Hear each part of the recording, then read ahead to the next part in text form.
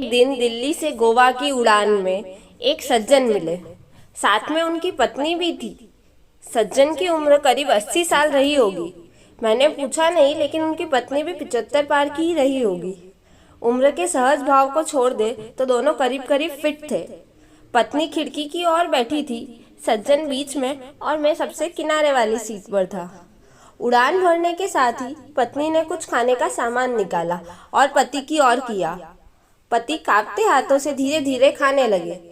फिर फ्लाइट में जब भोजन सर्व होना शुरू हुआ तो उन लोगों ने राजमा चावल का ऑर्डर दिया। दोनों बहुत आराम से राजमा चावल खाते रहे। मैंने पता नहीं क्यों पास्ता ऑर्डर कर दिया था। खैर, मेरे साथ अक्सर ऐसा ही होता है कि मैं जो ऑर्डर करता हूँ मुझे लगता है कि सामने वाले ने मुझसे बेहतर ऑर्डर किया था। अब बारी थी कोल्ड ड्रिंक्स की। पीने में मैंने कॉक ऑर्डर किया था। अपने कैन के ढक्कन को मैंने खोला और धीरे धीरे पीने लगा। उन सज्जन ने कोई जूस लिया था। खाना खाने के बाद जब उन्होंने जूस की बोतल के ढक्कन को खोलना शुरू किया तो ढक्कन खुले ही नहीं। सज्जन कांपते हाथों से उसे खोलने की कोशिश कर रहे थे। मैं लगातार उनकी ओर देख रहा था। मुझे लगा कि ढक्कन खोलने में उन्हें मुश्किल आ रही है, तो मैंने शिष्टाचार हेतु कहा कि लाइए, मैं खोल देता हूँ।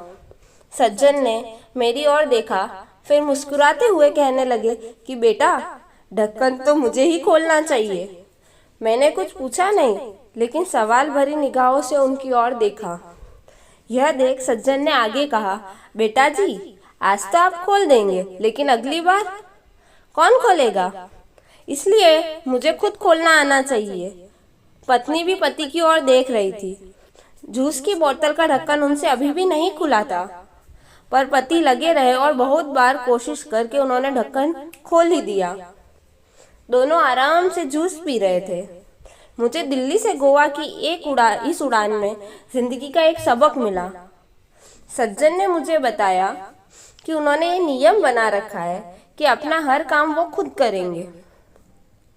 घर में बच्चे हैं, भरा पूरा परिवार है, सब साथ ही रहते हैं, पर अपनी रोज की जरूरत के लिए वे सिर्फ पत्नी की मदद लेते हैं, बाकी किसी की नहीं। वो दोनों एक दूसरे की जरूरतों को समझते हैं। सज्जन ने मुझसे कहा कि जितना संभव हो अपना काम खुद करना चाहिए।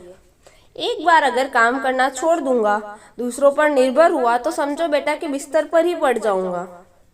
फिर मन हमेशा यही कहेगा कि ये काम इससे करा लूं, वो काम उससे। फिर तो चलने के लिए भी दूसरों का सहारा लेना पड़ेगा। अभी चलने में पाँव कांपते हैं, खाने में भी हाथ कांपते हैं, पर जब तक आत्मनिर्भर रह सको, रहना चाहिए। हम गोवा जा रहे हैं, 2 दिन वहीं रहेंगे। हम महीने में 1 से 2 बार ऐसे ही घूमने निकल जाते हैं। बेटे बहू कहते हैं कि अकेले मुश्किल होगी, पर उन्हें कौन समझाए कि मुश्किल तो तब होगी जब हम घूमना फिरना बंद करके खुद को घर में कैद कर लेंगे। पूरी जिंदगी खूब काम किया, अब सब पैसे बेटों को दे देकर अपने लिए महीने के पैसे तय कर रखे हैं, और हम दोनों उसी में आराम से घूमते हैं। जहाँ जाना होता है एजेंट टिकट बुक करा देते हैं, घर पर टैक्सी आ जाती है, वापसी में एयरपोर्ट पर भी टैक्सी आ जाती है। होटल में कोई तकलीफ होनी नहीं है। स्वास्थ्य उम्र अनुसार एकदम ठीक है। कभी कभी जूस की बोतल ही नहीं खुलती, पर थोड़ा दम लगाओ तो वो भी खुल जाती है। मेरी तो आंखें ही खुली की खुली रह गई। मैंने तय किया था कि इस बार की उड़ान में लैपटॉप पर एक पूरी फिल्म देख लूंगा, पर यहाँ तो मैंने जीवन की फिल्म ही देख ली। एक वो फिल्म जिसमें जीवन जीने का संदेश छिपा है।